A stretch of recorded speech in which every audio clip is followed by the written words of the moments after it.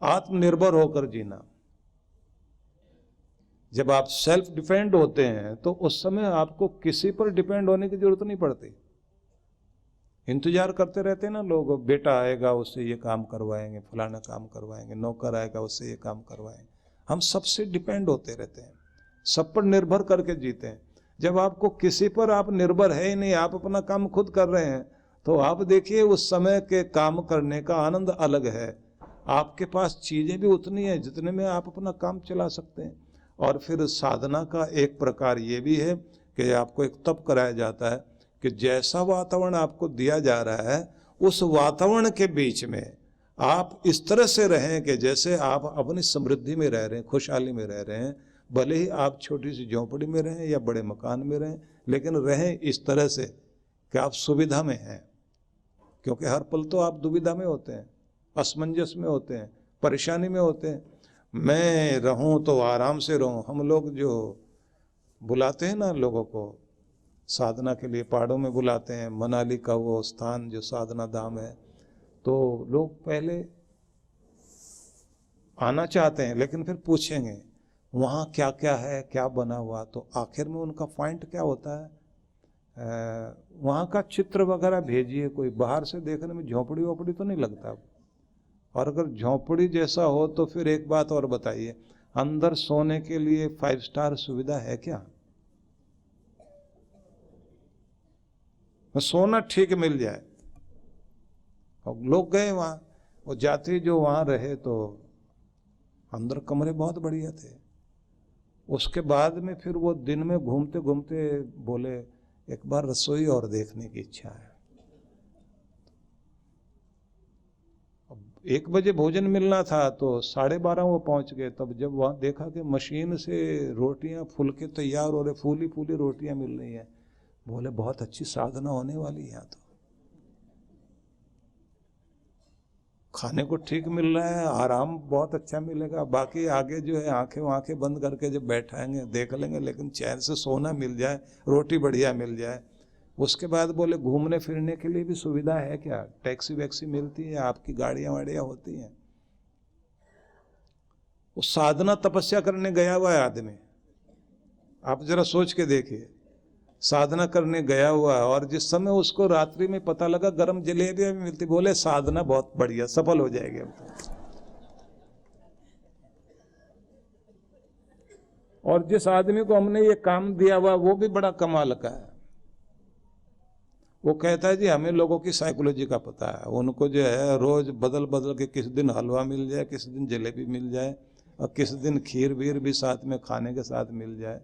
तो उसके बाद आदमी कहता है मजा आ गया, साधना बहुत अच्छी हुई। अब अगर पुराने लोगों के बारे में आप बातचीत करिए कि वो लोग जो जंगल में गए वहां तवा परात लेकर गए थे क्या? तकिया गद्दे सब लेकर गए, एसी वगैरह लेकर गए? उनको ये फिक्र थी कि सर्दी का मौसम में सुबह गर्म पानी मिलेगा क्या? आप जैसे वातावरण में रहते हैं उसको अपना ऐसे मन में ढाल लें कि हम जैसे 5 स्टार होटल में रह रहे हैं। भले ही आप झोंपड़ी में बैठे हुए हों तो कहते हैं अब आपको अनुकूल होना आ गया। जमीन पे सुलाएं या आपको गद्दे पर सुलाएं, रहना ऐसे, क्योंकि आपकी बादशाहत आपके अंदर रहे। तो कुल मिला के मैं आपसे ये कहना चाहता हूं कि भीतर से जब आप अपने आप को बड़ा बना लेते हैं तो बाहर के वातावरण में भी फिर आपको कोई दिक्कत नहीं आती। और इसके लिए आपको क्या करना है, भगवान श्री कृष्ण जब समझाते हैं कि आप जो भी काम कर रहे हो उस कर्म को मुझे अर्पण करो, भगवान के लिए काम करने जा रहा हूं। तो भगवान के लिए धोखा देने जा रहा हूं, चोरी करने जा रहा हूं, ये नहीं। कबीर साहब के जीवन में एक घटना आती है कि किसी ने कह दिया, चोरों ने कहा, आंखें बंद करके बैठे थे कि भाई चलिए साथ में। उन्होंने सोचा ये भी रात में जागे हुए तो शायद ये भी ऐसे काम करते होंगे, लेके चले गए। उनको कहा कि बाहर खड़े हो जाना, हम लोग चोरी करेंगे। और कोई देख रहा हो तो सीटी बजा देना। तो जैसे ही जो है इन्होंने अपना किसी दीवार को फांदना चाहा, इन्होंने सीटी बजा दी। अब वो भागते आए, बोले कोई देख रहा है? बोले हाँ देख रहा। कौन? बोले ऊपर वाला।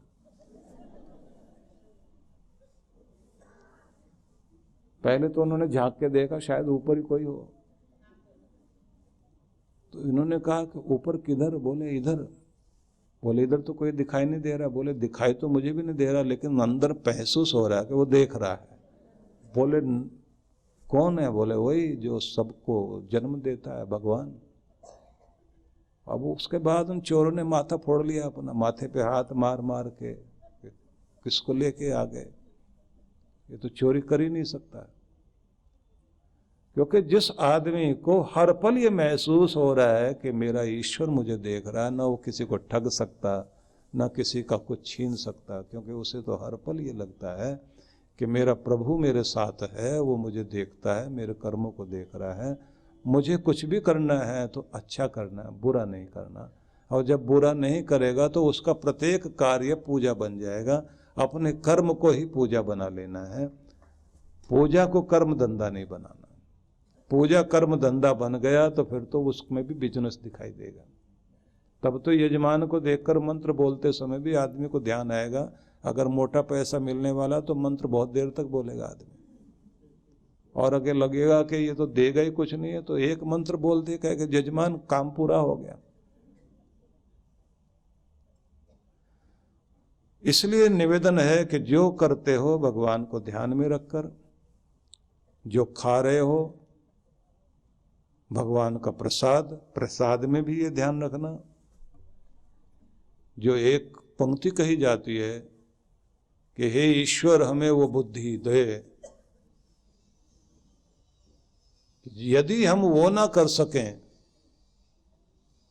जो तू चाहता है, वो ना कर पाए हम लोग, तो वो भी ना करें जो तू नहीं चाहता। जो तू नहीं चाहता वो भी हम ना करें। मतलब जैसे बड़े कहते हैं ना कि मुझे उम्मीद नहीं थी कि तू ये करेगा, इतना बुरा हो जाएगा, तो इतना नीचे गिर जाएगा। कि माना तू अच्छा नहीं कर पाया, पर इतना घटिया तो नहीं करना चाहिए। तो हो सके तो वो करो जो भगवान चाहता है, और अगर वो भी नहीं कर पाते तो वो मत करना जो कहता है भगवान कि ये तो मत कर देना, वो मत कर देना। कभी भी बुरा नहीं कर देना। अगर अच्छा नहीं कर सकते, भगवान की नज़र में बहुत अच्छे नहीं बन सकते, तो बुरे तो मत बन जाना। कम से कम इतने तो कहो, इंसान बनकर रहा, देवता नहीं बन पाया तो राक्षस नहीं बना। राक्षस नहीं बना तो भी आपकी जीत है। अपने अंदर राक्षस होने के बहुत सारे हर समय कारण बन रहे होते हैं। कोई भी आपको उस जगह पहुंचा देता है, कोई गुस्सा दिला करके, कोई भड़का करके, कोई आपको किसी भी स्थिति में लाकर उस जगह खड़ा कर देगा जहां आप बहुत गुस्से में आकर कुछ गलत कर सकते हैं, या ऐसे लोगों के साथ जुड़कर घटिया जगह पहुंच सकते हैं जहां जाके गंदे कर्म कर सकते हैं। उन सब से बच कर के जो चल पाए, संगति बहुत बड़ा असर करती है। तो कहते ना, मुझे भगवान उनका संग दे जिनके संग से जाने से मुझे परमात्मा तेरा रंग लगता है, इसलिए मुझे संगति भी देना, तो अपने प्यारों की संगति देना। ऐसे लोगों के साथ बैठो। ऐसे लोगों के साथ बैठने में अपना आपको एक आनंद मिलेगा, आपको भक्ति का रंग चढ़ेगा। ऐसे लोगों के साथ बैठने से आपको खुद महसूस होगा कि मैं, और नहीं तो कम से कम थोड़ा जपना तो आ ही गया, बैठना तो आ ही गया। हम लोगों ने जब पहली बार विनोबा भावे को देखा, बच्चे थे हम लोग, स्कूल गुरुकुल में पढ़ते थे, तो जब मिले उनको पता लगा कि वो मौन रखे हुए हैं और स्लेट पे कुछ लिख रहे थे।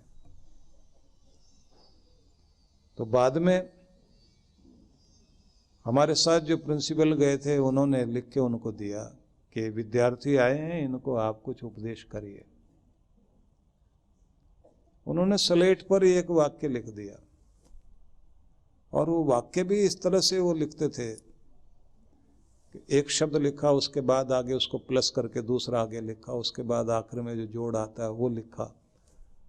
ऐसे 2-3 वाक्य उन्होंने लिखे और उसके बाद हम लोगों की तरफ देखकर मुस्कुराते रहे। सत्य प्लस प्रेम, और फिर आगे जोड़ लिखा श्रद्धा। फिर ऐसे ही उन्होंने लिखा भक्ति, दया, भक्ति प्लस दया। उसके बाद आगे फिर उसको जोड़ लिखा सेवा। कि तुम्हारी जिंदगी में जब भक्ति उतरती है और भक्ति जब दया बन जाती है, तब तुम सेवा करने के लिए तत्पर होते हैं। लंबा उपदेश नहीं किया। और हमारे जो साथ में प्रिंसिपल साहब थे, वो हमें समझा रहे थे कि देखो इसका मतलब ये होता है कि जब तुम भक्त हो जाओगे, भक्ति में आगे चले जाओगे, तो तुम्हारे अंदर दया, करुणा, सहानुभूति, सहयोग, सद्भाव, ये सारी चीज़ें जागेंगी। और जब ये जागेंगी तो उसके बाद सेवा करने के लिए तत्पर होगे। तब तुम्हारी इच्छा होगी, कोई ज़रूरतमंद है, कोई कमज़ोर है, उसको हम सहारा देकर आगे लाएं। ये इनका उपदेश था। तो हम लोग उन वाक्यों को 2-3 इस तरह की लाइनें उन्होंने लिखी थी, तो हम सोचते हुए आ रहे थे कि बहुत लंबा चौड़ा उपदेश नहीं दिया, लेकिन एक लाइन में लंबा चौड़ा उपदेश दे दिया, जिंदगी के लिए महत्वपूर्ण उपदेश। महान पुरुष कोई भी होता है। फिर हम लोग पूछते हुए आ रहे थे कि ये क्या पढ़ रहे थे बैठे हुए, तो पता लगा कि 14 भाषाएं उन्होंने सीखी थी और अलग अलग चीज़ें जो है वो अलग अलग ग्रंथों की उन्हीं की भाषा में पढ़ने की कोशिश करते थे। और एक कपड़ा सा सिर पे बांधा हुआ था। उनके शरीर बहुत मजबूत शरीर तो नहीं, एक उम्र उनकी हो गई थी और एक दाढ़ी उनकी दिखाई दे रही थी, चश्मा लगा करके बैठे हुए थे। तो हम लोग उनके सामने पहले तो, क्योंकि बहुत तारीफ करके हम लोगों को, बच्चों को लेकर आया गया था, हमें जब ले जाया गया तो बड़ी तारीफ की गई थी, इतने बड़े महान पुरुष से मिलने का मौका मिलेगा। पहले तो हम घूर घूर के उनका चेहरा ही देखते रहे, फिर उनके सिर पे जो कपड़ा बंधा हुआ था वो देखते रहे, फिर उनकी दाढ़ी, और फिर वो कुछ पढ़ रहे हैं, लिख रहे हैं। बच्चे जो देखते हैं ना, वो आप जैसा नहीं देखते हैं, जैसे आप लोग देखते हैं ना। हम बड़े जो देखते हैं तो बड़ों का देखने का तरीका अलग होता है। बच्चे तो ऐसा खोद खोद के हर चीज़ पूछेंगे, देखेंगे, ढूंढेंगे, उसका पहनाव, उसका बैठना, उसका खाना पीना, वो क्या खा पी रहे हैं। हमने तो उनके जग को और उनका जो कप वप जिसमें वो पानी पी रहे थे, उसमें भी झांक के देख लिया था कि ये क्या खा पी रहे हैं। और पूरा व्यक्तित्व हमारे नज़र में वैसा का वैसा बैठा हुआ था।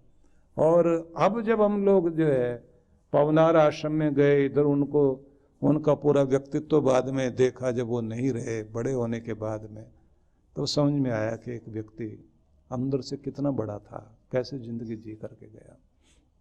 इसलिए निवेदन करना चाहता हूँ, महान पुरुषों के पास बैठने से आपको कुछ अलग तरह की चीज़ें मिलती हैं।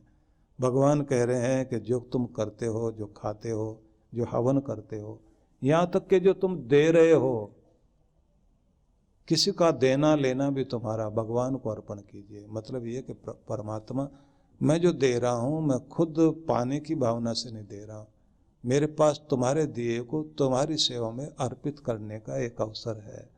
तो उस भावना से जब आप देते हैं ना, तो वो शांति देता है।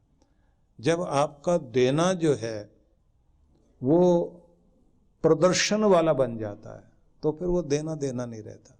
हालांकि ग्रंथों में लिखा है, ह्रियादेयम, भ्रियादेयम, संविदादेयम, श्रद्धयादेयम।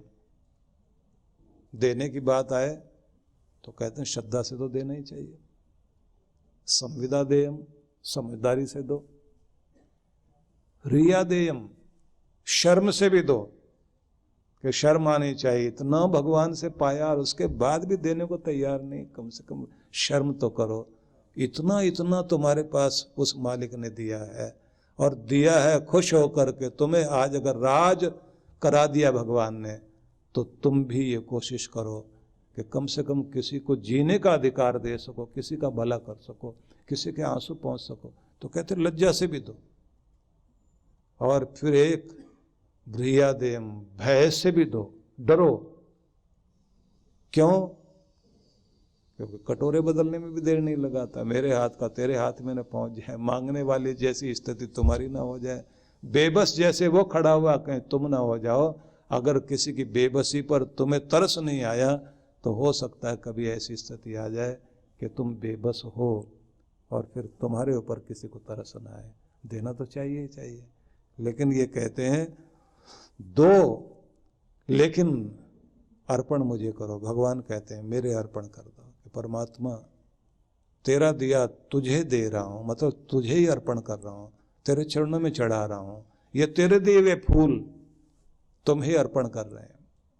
हमारे यहाँ आश्रम में लोग आते हैं तो मैं पूछ लेता हूँ, मैंने कहीं ताजे ताजे फूल लाए, किसी को तोड़ के लाए? बोले आपके ही हैं,